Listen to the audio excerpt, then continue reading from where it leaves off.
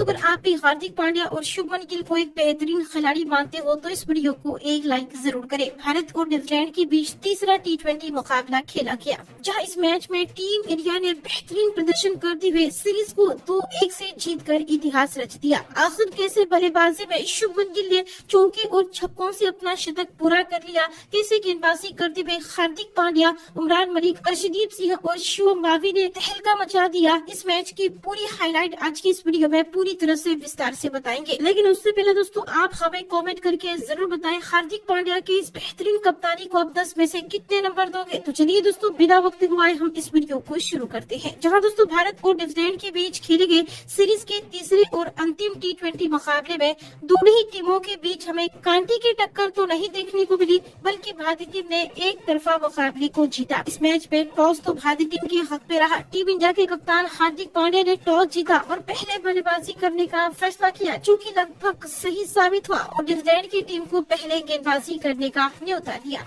अब मैच की शुरुआत हुई। एक बार फिर से भारत के लिए ओपनिंग बल्लेबाजी का काम शुभमन गिल और ईशान किशन के कंधों पर था। दोनों खिलाड़ियों से उम्मीद थी कि वह भारत को शानदार शुरुआत दिलाएंगे, लेकिन दोस्तों इस उम्मीद पर ईशान किशन खरे नहीं उतर पाए। ईशान किशन दोस्तों दूसरी ही ओवर में LBW आउट होकर 1 रन बनाकर पवेलियन लौट गए। लेकिन आज शुरुआत से ही शुभमन गिल काफी बेहतरीन अंदाज में नजर आ रहे थे। अब उनका साथ देने के लिए मैदान पर राहुल त्रिपाठी भी आ चुके थे। दोनों ही खिलाड़ियों ने पावर प्ले का भरपूर फायदा उठाना चाहा। 5वें ओवर में तो शुभमन गिल ने 3 आक्रामक चौके लगाकर ओवर पे 14 रन बटोर लिए। तो वहीं पर अगली ओवर में राहुल त्रिपाठी के बल्ले से भी 1 चौका और 1 खतरनाक छक्का देखने को मिला।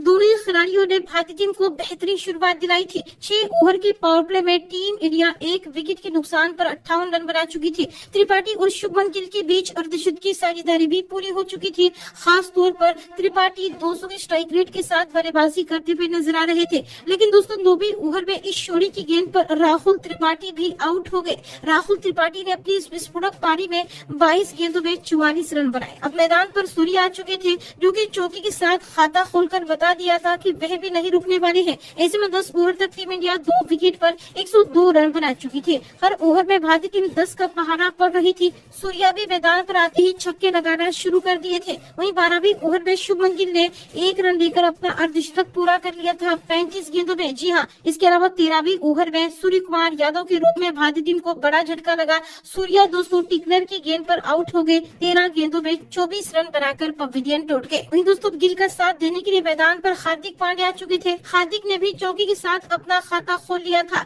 दूसरी तरफ से शुभमन गिल ने अपना 50 पूरा करने के बाद पूरी तरह से गियर को चेंज कर दिया था। 15 ओवर तक टीम इंडिया 3 विकेट के नुकसान पर 156 रन बना चुका था। अब दोस्तों भारतीय टीम को एक बेहतरीन फिनिशिंग टच की जरूरत थी। हार्दिक पांड्या मौजूद थे, लेकिन दोस्तों 16वें ओवर में शुभमन गिल ने 2 खतरनाक छक्के लगाकर ओवर में 14 रन बटोर लिए। 17वां ओवर टीम इंडिया के लिए काफी फायदेमंद साबित हुआ। इस ओवर में शुभमन गिल ने 2 खतरनाक छक्के और 1 शानदार चौका, और इसी ओवर में हार्दिक पांड्या ने भी 1 चौका लगाकर ओवर में 23 रन बटोर लिए। शुभमन गिल 97 रन के स्कोर पर पहुंच चुके थे। 18वीं ओवर की पहली गेंद पर शुभमन गिल ने 1 शानदार चौका लगाकर अपना शतक पूरा कर लिया। T20 क्रिकेट का पहला शतक और मात्र 54 गेंदों में, यानी कि अर्धशतक लगाने के बाद शुभमन ने मात्र 19 गेंदों में ही अपना शतक पूरा कर लिया। हालांकि 20वें ओवर में हार्दिक पांड्या कैच आउट हो गए, लेकिन इसके बावजूद दोस्तों 20 ओवर में टीम इंडिया ने 4 विकेट के नुकसान पर 234 रन बना लिए थे। जहां दोस्तों शुभमन गिल 63 गेंदों में 126 रन बनाकर नाबाद रहे। जहां भारतीय टीम ने न्यूजीलैंड के सामने जीत के लिए 235 रनों का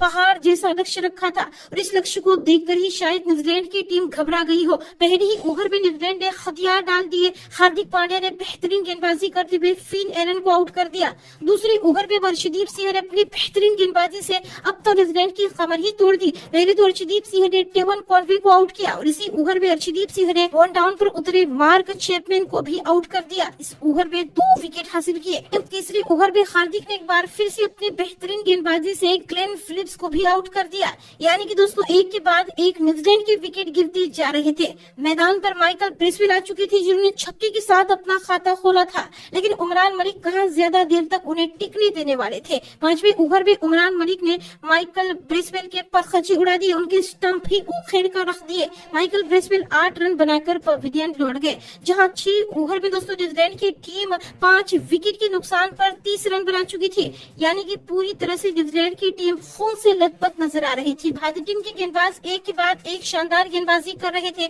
जहां दोस्तों डेरिल मिचेल के बल्ले से एकमात्र छक्के देखने को मिल रहे थे। लेकिन दोस्तों 9वें ओवर में शिवम मावी ने मिडिल सेंटर के रूप में भी बड़ा विकेट हासिल किया और इसी ओवर में दोस्तों शिवम मावी ने इस शोरी को भी आउट करके पवेलियन भेज दिया।